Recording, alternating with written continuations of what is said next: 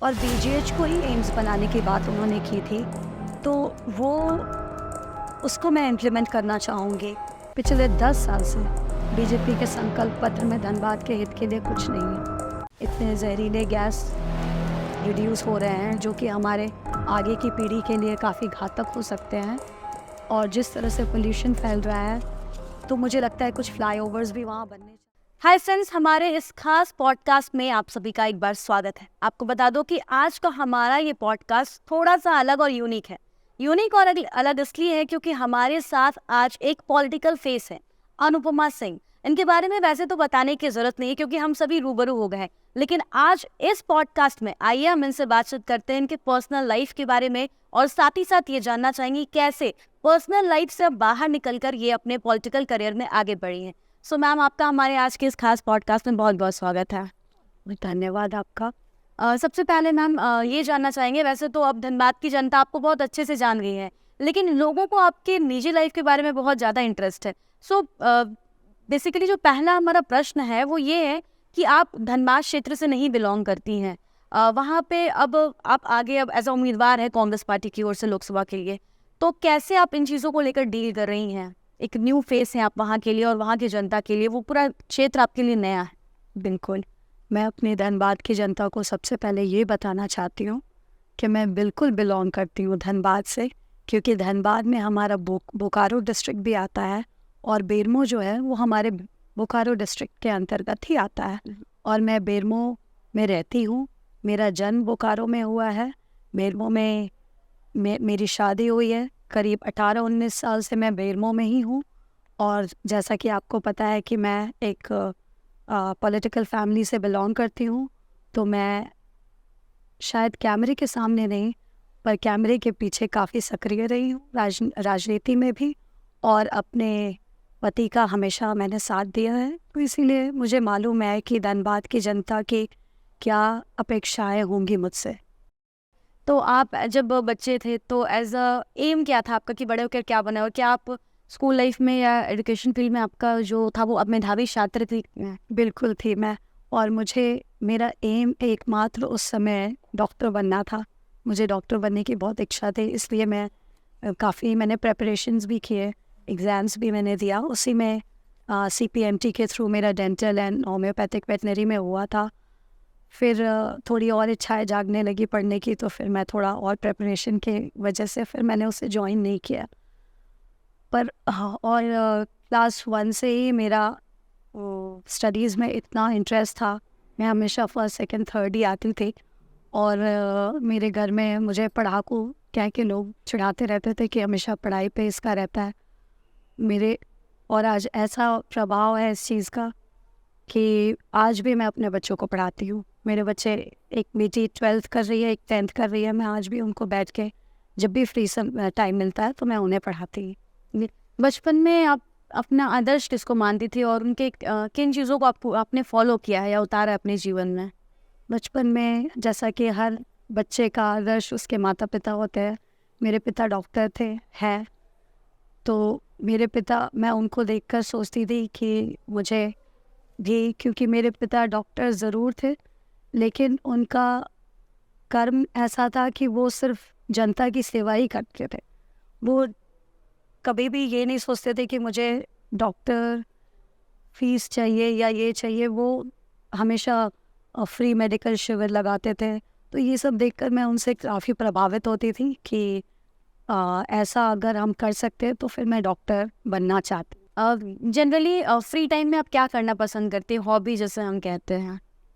Free time में, जैसे मैंने बोला, मैं फ्री टाइम में, मेरे बच्चे डर जाते कि मम्मा फ्री हो गई, अब मुझे पढ़ा लेगी। तो मेरा फ्री टाइम यही रहता है, मैं उन लोगों को बैठा कर पढ़ाती हूँ। और छोटी मोटी मेरी हॉबीज़ भी है। मुझे गाने सुनना बहुत पसंद है, मेरे बच्चों को भी पसंद है। हम लोग बैठ के सॉफ्ट म्यूज़िक, सबसे पहले मेरी आदत है, मैं सुबह सुबह हनुमान चालीसा लगा देती हूँ, कुछ भजन लगा देती हूँ, तो वो घर का माहौल थोड़ा चेंज हो, पॉजिटिव वाइब्स आते हैं। फिर बच्चे भी उस तरह से, आप अगर अपने घर का माहौल वैसा रखेंगे तो फिर आपके बच्चे भी वैसे ही चीज़ सीखेंगे। एक्चुअली बच्चे जो देखते हैं वही सीखते हैं। बिल्कुल। तो कभी मैं अगर नहीं लगाई तो बच्चे आके लगा देते हैं कि मम्मा आ रही होगी, लगा रहे हो, तो बच्चे भी भजन लगा देते हैं। तो यानी कि पूरे घर में ये माहौल रहता है कि सुबह उठकर भजन सुनना है, वो शुरू से वो आदत है आपको मैं बता दूं कि मेरी बेटी, मेरी बड़ी वाली बेटी, वो बिल्कुल भी सात्विक हो चुकी है, भागवत गीता पढ़ती है और पढ़ाई में भी उतना ही इंटरेस्ट है उसको, लेकिन वो हर रोज़ आधे से 1 घंटे गीता ज़रूर पढ़ती है और हम लोग को बैठ के ज्ञान भी सबको देगी कि ऐसा होता है वैसा होता है। तो ये मुझे बहुत अच्छा लगता है कि मेरे अगर आप आपके बच्चे भी सही संस्कार अगर मिले तो संस्कार बच्चे मिले, सही और आज की डेट में जिस तरह से सोशल मीडिया, नेटफ्लिक्स और ये सब जो एक टर्म यूज किया जाता है आज के बच्चों के लिए, जेन जी, जो खुल जैसे बच्चे आजकल, मतलब वो ठीक है, हो सकता है इसका कुछ अच्छा परिणाम भी हो, लेकिन मुझे लगता है कि हम बच्चों को वैसे संस्कार दें कि बच्चे भूले नहीं कि हमारा कल्चर क्या है जी, और हमारी मर्यादा क्या है। तो इसलिए मैं कोशिश करती हूँ कि अपने बच्चों को ये संस्कार दें। जी। मूवीज के बारे में अगर हम बात करें, जनरली आप पढ़ाई लिखाई से ज़्यादा कनेक्टेड हैं, लेकिन क्या आपको मूवीज़ पसंद है? कैसी मूवीज़ आपको ज़्यादा पसंद है? या आप अपने फैमिली के साथ जाती हैं कभी कभी मूवीज़ में, थिएटर मूवीज़ देख? हाँ बिल्कुल, मैं मूवीज़ देखने सिर्फ अपने बच्चों के लिए जाती हूँ, ताकि उन लोगों का भी थोड़ा सा चेंज हो जाए, उन लोग को फ्रेश लगे कि हाँ मम्मा थोड़ा इन्जॉय भी कराती है। तो उन लोगों के ही पसंद से, उनको जो भी पसंद होता है कि मम्मा मुझे ये मूवी देखना है, तो मैं उनके साथ जाती हूँ, क्योंकि बच्चे हैं, उस टाइम छोटे थे, अब तो इंडिपेंडेंट हो गया है, लेकिन बच्चे हमारे साथ ज़्यादा घर में बैठ के और चीज़ों को एंजॉय करना ज़्यादा पसंद करते। कोई फेवरेट एक्टर या एक्ट्रेस जो आपको पसंद हो, अगर पहले की बात करें, या फिर अभी रिसेंट में कोई ऐसा जो आपको बहुत पसंद हो? देखिए, सारे एक्टर एंड एक्ट्रेसेस अपने अपनी जगह पर बहुत अच्छे हैं, काफ़ी मेहनत करते हैं, लोगों को एंटरटेन करने की कोशिश करते हैं। आज का समय जो जिस तरह से लोग डिप्रेशन में और मानसिक तनाव लोगों को जो रहता है, तो उन चीज़ों से उबारने के लिए कभी कभी एंटरटेनमेंट भी ज़रूरी होता है कि लोग थोड़ा भूल जाते हैं अपनी चीज़ों को। तो बस मैं यही चाहती हूँ कि जो भी दिखाए बस अच्छा साफ सुथरा दिखाए, क्योंकि हमारी जनरेशन उसको देखकर सीखती भी है। तो मेरा थोड़ा बहुत अभी थोड़ा मेरा मन मुटाव मुझे लगता है कि अभी थोड़ा गलत थोड़ा मैसेज जाता है बच्चों को, जो मुझे पर्सनली भी पसंद नहीं है। मैं बच्चों को भी मना कर Selected बेटा, movies हाँ के लिए। सिलेक्टेड, मैंने बोला है कि बेटा 16 बिलो ही, जबकि मेरी बेटी 18 होने जा रही है, फिर भी मैं उसको बोलती बेटा 16 बिलो मूवीज़ देखना, उसके ऊपर करेंगे। तो कोई एक लास्ट मूवी जो आप अभी देखने गए हो, या देखा हो, घर पे देखा हो, या फिर आप थिएटर में जाके देखे हो? मुझे तो याद ही नहीं है कौन सी। यानी बहुत लंबा गैप। हाँ काफ़ी टाइम हो गया है, मुझे याद नहीं आ रहा है। है, कोई बात नहीं। जनरली मीन्स आप मूवीज बच्चों के लिए ही आती हैं देखने के बिल्कुल लिए? बिल्कुल बिल्कुल, वो जो भी मूवीज़, कभी तो मेरा बेटा तो किंग कॉन्ग, वो हॉलीवुड Godzilla, मूवीज, हाँ गॉडजिला, वो भी लेकर जाता है मुझे। तो वो पसंद है या नहीं पसंद है? पसंद है, उनके साथ एंजॉय बच्चों के करती हूँ, साथ क्योंकि बच्चों को उसमें ही अच्छा लगेगा। मम्मा एंजॉय नहीं करेगी तो बच्चे भी तो बोर हो जाएंगे। जी। इसके साथ ही साथ कभी आप बच्चों के साथ बाहर निकलती हैं और चाट, गुपचुप, जनरली जैसे जो हम पब्लिक हम खाते हैं, तो वैसा आप जाते हैं बच्चों? बिल्कुल बिल्कुल, मेरी छोटी बेटी है, बड़ी बेटी तो नहीं खाती है, छोटी बेटी को बहुत शौक है, वो भी 10th में है, उसको गोलगप्पे का बहुत शौक है, तो वो मुझे शाम को लेकर जाती थी। अभी तो वो काफ़ी दिनों से बंद है, बोलती थी मम्मा मुझे गोलगप्पे खाने का मन कर रहा है, तो वो मेरे साथ जाती हूँ, बस एंजॉय। स्नैक्स के तौर पे जनरली आप लोग क्या पसंद करते हैं, बेसिकली आप, या फिर शाम में ऐसे सब साथ में बैठते हैं? मेरा फेवरेट है, देखिए, चाय बिस्किट और मूढ़ी होता है ना, वो मूढ़ी, वही थोड़ा बहुत खाती हूँ, और चाय बिस्किट तो मेरी कमर है फेवरेट। हाँ हाँ, मुझे दिन में 2 बार चाहिए ही चाहिए। मैं अपने दौरे के दौरान भी कोशिश करती हूँ कि कहीं चाय मिल जाए। यानी चाय आपका फेवरेट? हाँ। कॉफी का प्रेफरेंस? कॉफ़ी कम पीती हूँ, कॉफ़ी चाय। थोड़ा अवॉइड करती हूँ। कभी कभी हो गया कॉफ़ी, लेकिन कॉफ़ी में चाय बिस्किट एक इमोशन होता है कि कॉफ़ी में थोड़ा शुगर ज़्यादा हो जाता है, चाय में आप कम शुगर ले सकते हैं, इसलिए मैंने कॉफ़ी छोड़ दिया। पहले मैं पीती थी कम, नहीं, पर मैंने छोड़ दिया कि उसमें या तो ब्लैक कॉफ़ी पियो कि शुगर एनर्जी एंड एनर्जी देता है, इसलिए। पर अभी तो आपको आई गेस नीड पर मुझे नहीं, ज़रूरत नहीं। चाय पर्याप्त है। चाय भी मेरा छूटा हुआ है, चाय भी नहीं मिल पाता, वक्त पे नहीं नहीं पाता पाता है। यानी कि अभी आप पूरी तरीके से कहीं ना कहीं काफी एंगेज हो जाए। मैं भूल गई हूँ कि मैं चाय की बहुत बड़ी प्रेमी हूँ, और मुझे काफ़ी समय हो गया चाय पिए हुए। कहीं जाती हूँ तो सभा में लोग दे देते हैं, उसी टाइम मिलता है उसके बाद भी। तो ये मैं फास्ट भी आराम से कर लेती हूँ, क्योंकि मैं चाय पे रह लेती हूँ। पूरे दिन भर अगर 2 कप चाय मिल जाए तो मेरा चल जाता है। ऐसे डे टू डे लाइफ में घर पे खाना कौन बनाता है, कैसे आप लोग अपने कामों को डिवाइड करते हैं? खाना तो मैं भी बनाती हूँ, हाउस हेल्प्स ही हैं, क्योंकि बच्चे भी हैं तो बहुत सारे काम होते हैं। और अभी तो काफ़ी हेक्टिक चल हाँ, हेक्टिक है तो थोड़ा ज़रूरत होती है, क्योंकि बच्चों का स्कूल चल रहा है। उन लोगों को खाना बनाने के लिए कोई होता, मैं भी बनाती हूँ।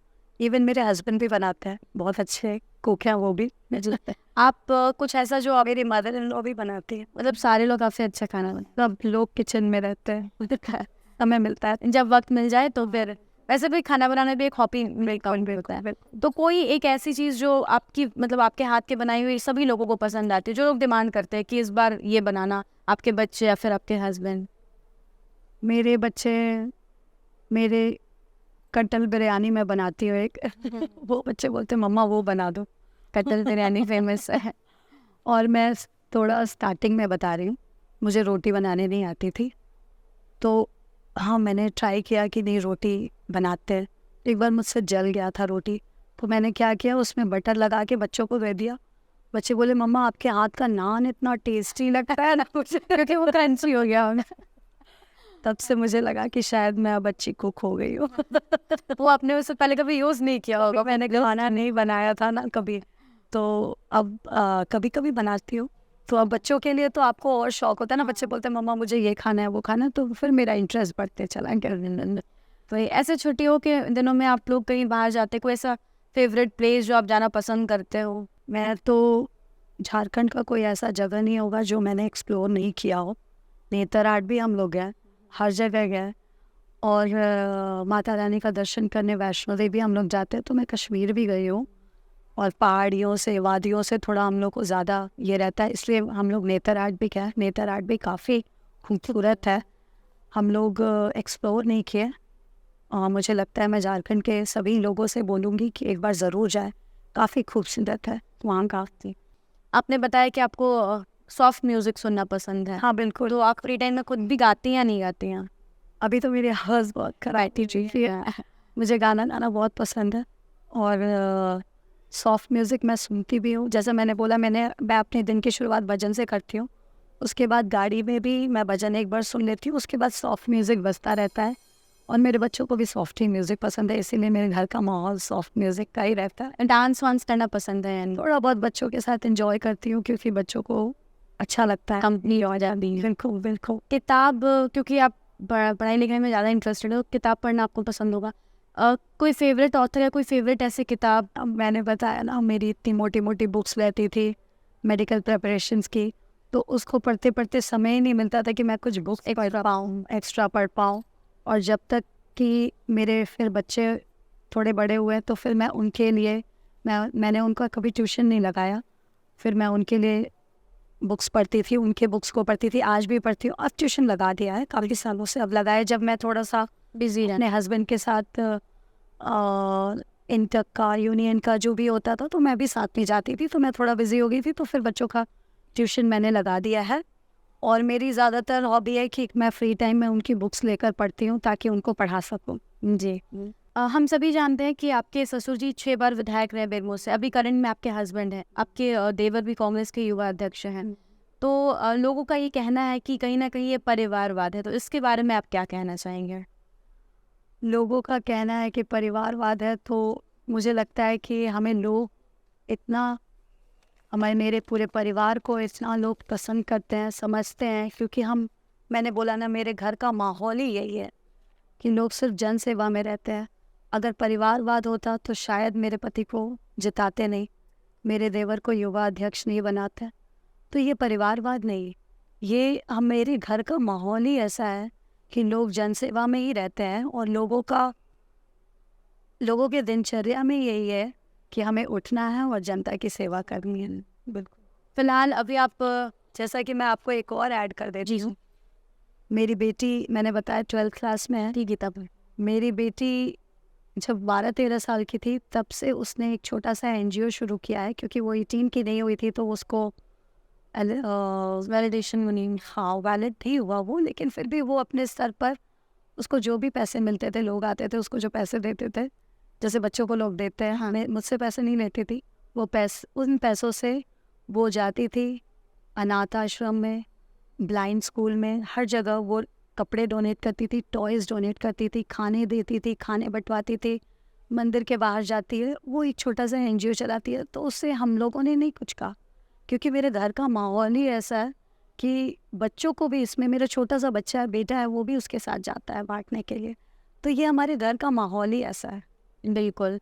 जनरली यही कहा जाता है कि बच्चे जो देखते हैं, जो सुनते हैं वो सीखते हैं, तो वही माहौल है। धुंधलू महतो से लड़ना कैसा लगता है, जिनके खिलाफ कोर्ट में भी 50 से ज़्यादा केसेस चल रहे हैं? आपने क्वेश्चन में ही आंसर भी बोल दिया कि जिनके खिलाफ 50 से ज़्यादा केसेस चल रहे हैं, उनके खिलाफ मैं क्या लड़ूं? वो तो खुद लड़ाई लड़ रहा है, वो तो खुद अपने लिए लड़ाई लड़ रहे हैं। ये लड़ाई ये धनबाद के लिए वो नहीं लड़ रहे हैं, वो अपने लिए लड़ रहे हैं, ताकि वो संसद जा सके और अपने केसेस को खारिज करा सके। शायद ये लड़ाई उनकी इसी चीज़ की है। जी। एक सवाल ये भी है कि आपके वो प्रतिद्वंदी हैं और 3 बार वो विधायक लेकिन रह चुके हैं, तो कहीं ना कहीं आपने इससे पहले कभी चुनाव नहीं लड़ा, तो वो आपके सामने, आपको ऐसा नहीं लगता कि थोड़ा मजबूत है वो एज अ विपक्ष? बिल्कुल, मैं आपको बता दूं, वो 3 बार लड़े हैं और मैंने 4 बार इनडायरेक्टली लड़ा है। 2006 में मेरी शादी हुई, मैंने 2009 का इलेक्शन साथ में देखा है, 2014 का इलेक्शन, 2019 का इलेक्शन और फिर 2020 का बाई इलेक्शन। तो मैंने 4 बार अपने घर में इलेक्शंस को नज़दीकी से, उसके मैनेजमेंट को, उसके लोगों के सामने जाकर मैं सक्रिय हुई हूँ। मैं अपने ससुर जी के इलेक्शन में भी काफ़ी सक्रिय थी, लोगों जनता से कनेक्ट करती थी, और अपने पति के भी इलेक्शन में, तो शायद इनसे ज़्यादा मेरा है। जी। हाँ, भले ही वो विधायक है। जी। जब उनको टिकट मिला धुंधलू महतो जी को, तो काफ़ी वरिष्ठ लोग जो हैं भाजपा के, वो नाखुश थे। इस पर आप कुछ कहना चाहेंगे? नाखुश होने वाली बात ही है। जो हमारे माननीय गण हैं, वो बिल्कुल बर्दाश्त नहीं करेंगे कि हमारे पार्टी से एक ऐसे छवि वाले लोगों को टिकट मिले जिनके ऊपर ऑलरेडी 50 केसेस है। तो वो यहाँ आ जाएंगे तो सेंचुरी तो 1 महीने में मान लेंगे, मुझे लगता है, क्योंकि ये 10-15 दिन में इनके केसेस के बढ़ते जा रहे हैं। उस टाइम 50 नहीं हुए थे, जब मुझे टिकट मिला तो 50 नहीं हुए थे, अभी 53 ऑलमोस्ट हो चुके हैं जी। तो उनके केसेस तो बढ़ते जा रहे हैं, और मुझे लगता है कि उनके जीत, अगर भगवान ना करे अगर जीतते हैं, तो 1 महीने में सेंचुरी भी हो जाएगी। और जैसे कि हम सब जानते हैं कि वो 4 केसेस में कन्विक्टेड भी है जी। तो मुझे लगता है कि बीजेपी अगर सच में धनबाद के लिए, धनबाद के हित के लिए सोचती है, तो शायद ऐसे इंसान को टिकट देने का काम नहीं करती। फिर से आप पीएन सिंह जी को ही रिपीट करा सकते थे।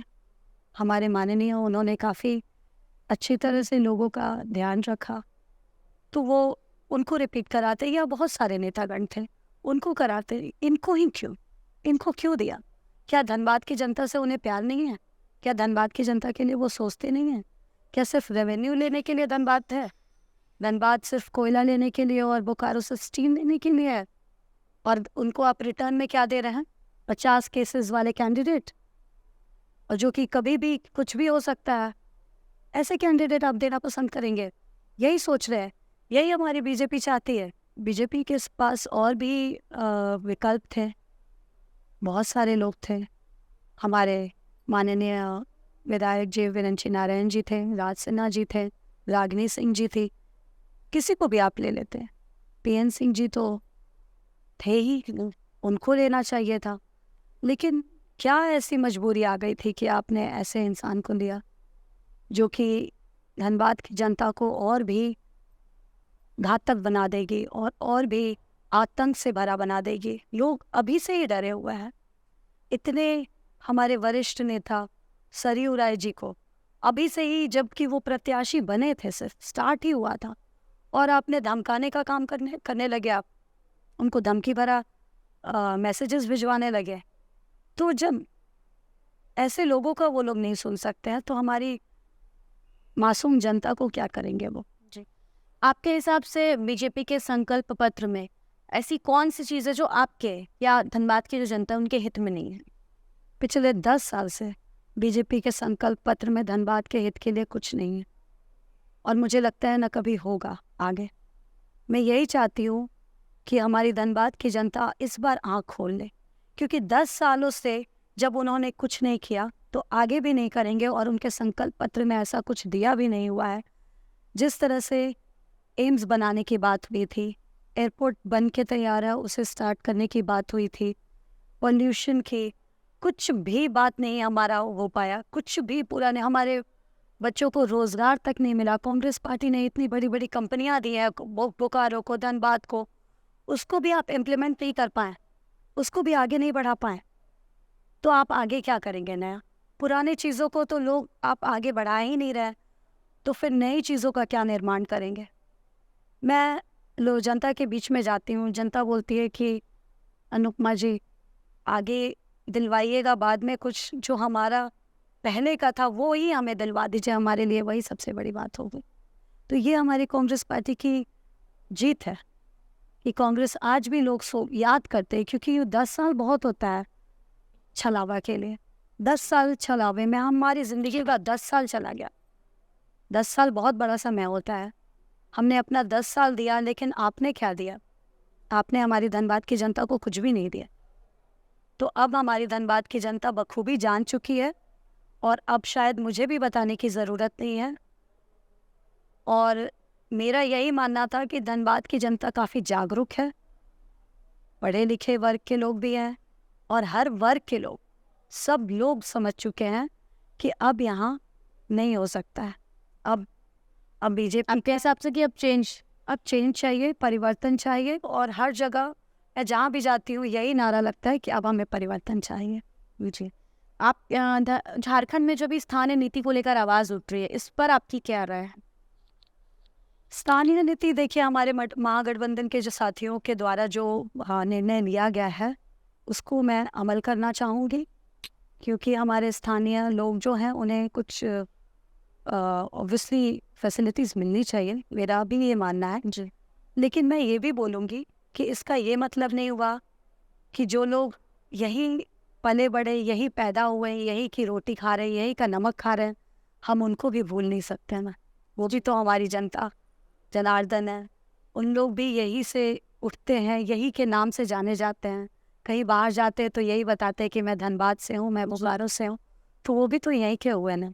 यानी दोनों चीज़ों को ध्यान में रखकर यहाँ रखा जाएगा, बिल्कुल रखा जाएगा। आपने धनबाद लोकसभा से चुनाव लड़ने का जो निर्णय लिया है, तो ये निर्णय आपका था या आपके ससुर जी का था, आपके हस्बैंड का था, या पूरी फैमिली में डिसाइड किया? बिल्कुल, मेरे ससुर जी तो रहे नहीं, उनको गए हुए 4 साल हो गए, लेकिन मेरा ये मानना है कि ये निर्णय उनका ही है, क्योंकि आज से 20 साल पहले 2004 में उनको टिकट मिली, और उन्होंने किसी कारणवश वो लड़ नहीं पाए। उन्होंने ददई दुबे जी को लड़वाया, हमारे आदरणीय ददई दुबे जी को लड़वाया। तो मेरा ये मानना है कि आज 20 साल बाद ये टिकट अगर मुझे मिला है तो शायद उनके ही आशीर्वाद से मिला है।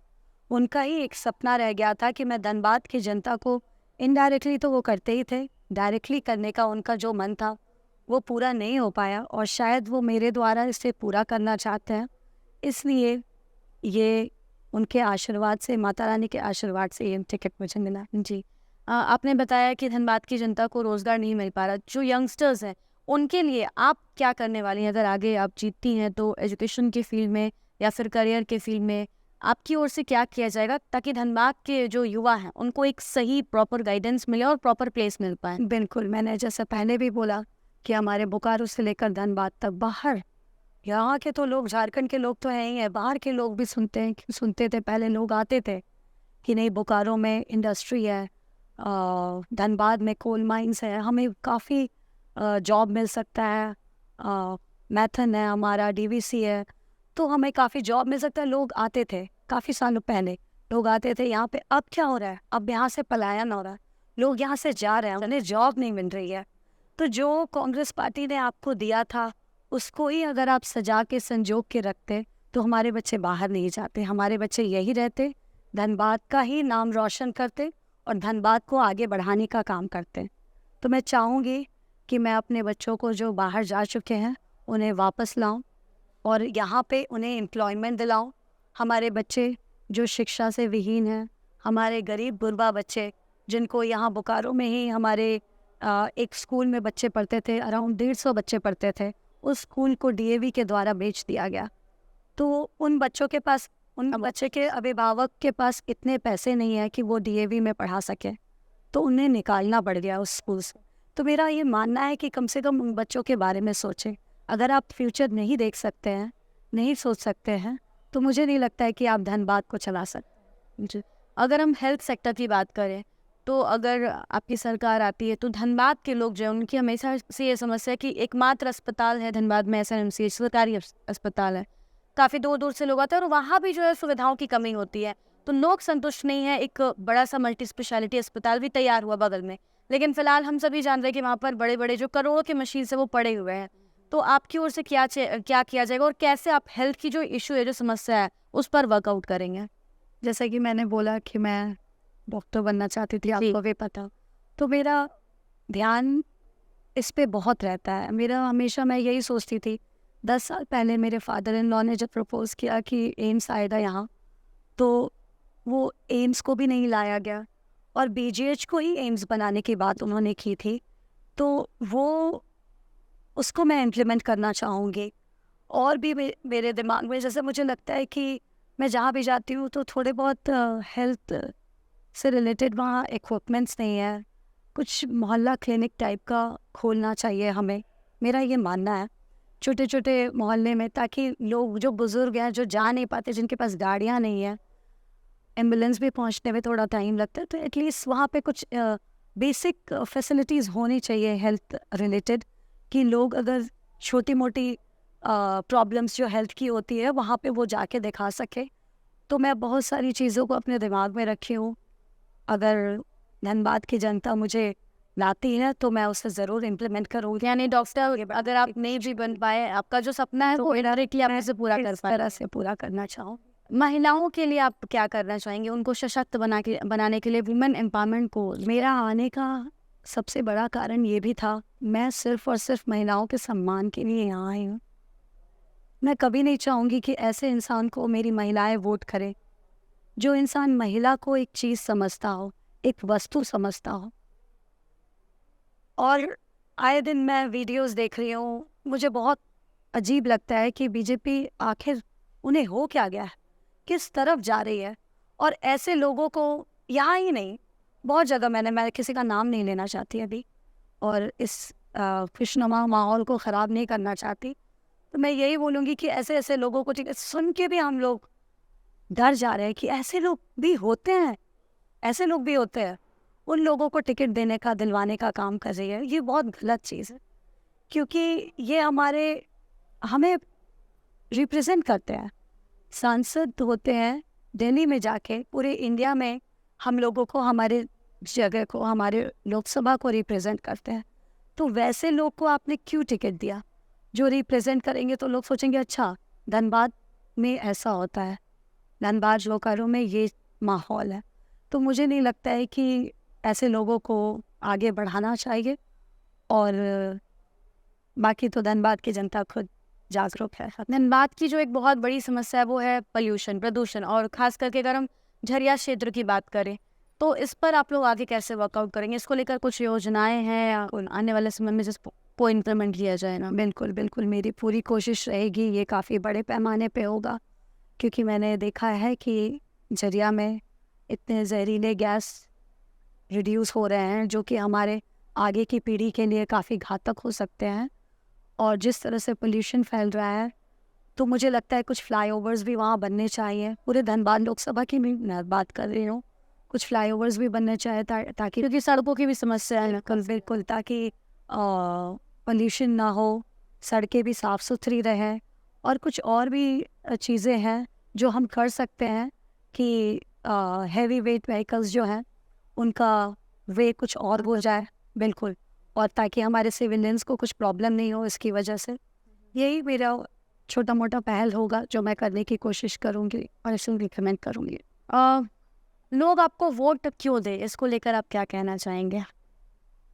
मैं यही शुरू से बता रही हूँ कि मेरा कोई भी स्वार्थ नहीं है इस इलेक्शन को लड़ने में। मेरा एकमात्र स्वार्थ यही है कि मैं यहाँ पैदा हुई हूँ, तो मुझे लगता है कि एक ऐसे इंसान के हाथों में ना जाए जो इंसान सिर्फ अपने लिए करे और अपने व्यवसाय के लिए करे और हमारे इस धनबाद लोकसभा में आतंक फैलाने के लिए। ये जो आपने आंसर किया, इसमें ही सवाल है कि आपको क्या लगता है कि ऐसे नेता को जो टिकट दिया गया, तो कहीं ना कहीं शायद आपको लगता है कि भाजपा में एलिजिबल नेता की कमी हो गई जो ऐसे नेता को टिकट दिया गया? मैं इसमें नहीं बोल सकती हूँ, एलिजिबल नेता भी हैं, ऐसा नहीं है, लेकिन मुझे लगता है कि उन्हें नज़रअंदाज किया गया। और ऐसे क्या मजबूरी थी, भगवान जाने, वही बता सकते हैं कि ऐसे इंसान को टिकट देने का काम किए कि जिसकी वजह से ऐसा एक साधारण सी महिला को आक्रोश आया कि मेरी पैदाइश बोकारो की है। मैं चाहती हूँ कि मैं जहाँ पैदा हुई हूँ उनको बचा सकूँ, उनके लिए सेवा कर सकूँ। और उनकी सेवा में मैंने हमेशा यही कहा है कि मैं अगले 5 साल के लिए नहीं, जीवन भर, अगले 30-50 साल, जब तक मुझे भगवान जीवित रखेंगे, मैं उस समय के लिए यहाँ आई हूँ। और ये आखिरी सवाल है कि अगर आप जीत जाती हैं तो धनबाद जो आपका निर्वाचन क्षेत्र है उसमें किन किन चीज़ों पर आप काम करेंगी, क्या प्राथमिकता है? क्योंकि धनबाद की जनता पिछले कई वर्षों से कुछ चीज़ों की डिमांड कर रही है, तो किन कामों को आप पहला प्रेफरेंस देने वाली हैं? फिर मैंने शुरू से भी बताया है कि एयरपोर्ट तो एक मुद्दा है, पर उससे भी बड़ा मुद्दा ट्रेन भी आज धनबाद लोकसभा को उस स्तर पर नहीं मिल रहा है जिस स्तर पर यहाँ के लोगों की डिमांड है। यहाँ के लोग, जितना ज़्यादा लोग जाते हैं, उस तरह से डायरेक्ट आपका दिल्ली का भी नहीं है। मतलब काफ़ी चलने वाली ट्रेनें जो लोगों की ज़रूरत है, और डायरेक्ट आपका यहाँ पे जिस तरह से आप बारी बितरी की बात करते हैं, तो यहाँ लोग हैं, उन लोगों को भी जाने की ज़रूरत पड़ती है, वहाँ के लिए भी नहीं है। और मैं यही चाहूँगी कि हम इस पे भी काम करें, और क्योंकि हमें बंगाल पे डिपेंड करना पड़ता है यहाँ के लोगों को वहाँ का रिजर्वेशन लेने के लिए, तो ये सब चीज़, छोटी छोटी काफ़ी चीज़ें हैं जो हमारे लोगों का मुद्दा है। मुझसे लोगों ने बहुत इस बारे में शिकायत भी की कि हाँ देखिए दीदी, ऐसे ऐसे है, ये है, तो मैं उसे ज़रूर पूरा करने की कोशिश करूँगी ताकि मैं अपने उस पर कर सकूँ। मैंने बताया पोल्यूशन के लिए, सबसे मेन रोज़गार के लिए। जिस तरह से हमारे धनबाद लोकसभा को बोकारो स्टील के लिए जाना जाता है, धनबाद कोयले के लिए जाना जाता है, हमारे यहाँ खुद कंपनियाँ हैं। मैं चाहूँगी कि नई कंपनी भी आए, और मैं चाहूँगी कि पुरानी कंपनीज़ को उस लायक जिस स्तर पर उन्हें होना चाहिए उस स्तर पर पहुँचाऊँ, ताकि हमारे युवाओं को काफ़ी रोज़गार मिल सके। हमारे युवा यहाँ से जाए नहीं। मेरा एकमात्र, मैंने शुरू से यही देखा है कि धनबाद इतना नाम है धनबाद का, लेकिन लोग यहाँ से भागते हैं, यहाँ रहना नहीं चाहते हैं। तो इसका एक तो रोज़गार है, दूसरा जिस तरह से थोड़ा आतंक भी है, दबे आवाज़ में, बहुत ज़्यादा तो नहीं, लेकिन भगवान न करे अगर कुछ होता है कुछ तो और ज़्यादा हो जाएगा, तो मैं उससे निजात दिलाना चाहती हूँ अपने धनबाद की जनता को। और काफ़ी सारी इश्यूज़ हैं जो हमारे ठेका मज़दूरों के भी इश्यूज़ हैं, उसे भी मैं सॉल्व करना चाहती हूँ। बहुत सारे इश्यूज़। जी, बहुत बहुत धन्यवाद मैम। तो बिल्कुल आपने सुना, हमने आज बात की अनुपमा सिंह जी से, और उन्होंने साफ तौर पर कहा कि चुनाव को लेकर ये पूरी तरीके से तैयार है। फिलहाल धनबाद की जनता का ढेर सारा प्यार इनको मिल रहा है। अब देखते हैं कि 25 मई को जनता क्या कुछ फैसला करती है, लेकिन फिलहाल हम सबसे यही कहेंगे कि आप 25 मई को अपने घर से बाहर ज़रूर निकलें और वोट ज़रूर करें, अपने मताधिकार का प्रयोग आप अवश्य करें। धन्यवाद।